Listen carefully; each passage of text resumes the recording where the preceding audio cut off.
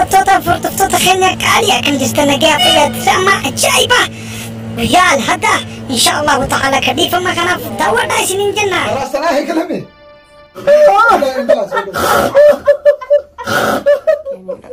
Addeeti. Lakkeen dhufuun dalagaan qabate qofoo dalaga ittiin deemu. Maal naafiti? Kompiitara. Ani tun nama usitti fakkaanne bara. Ani wayin mana keenya irraa waan ati naa kanni turaan sibira nyaadhoo warra keenya irraa dhabee sibira dhufe. تجار خليه يدفع سنة يفيس مشاء خناف الكيس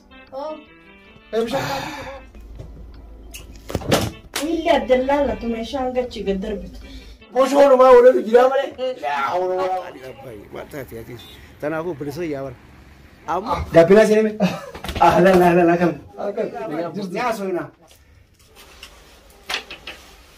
مالي خطو بقى خطو تيجي سافر رابع تيجي عادي لا ما لك كوتا في تغاجبه ما لك كوتا هو بس إنشالو كذي إيرو مال وجاسا برانا وفني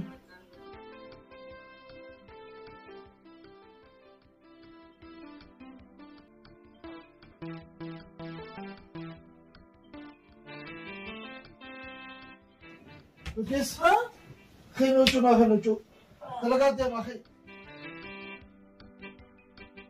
الحمد لله فياتي وكم جد يا بر خوف لا بر فنجانا مرة فتا الرئيس وجه خايف لو جدي يوم تدرى يدوتي بشنا لكي عند لقمتي أنا ويا أكفيتني بشنا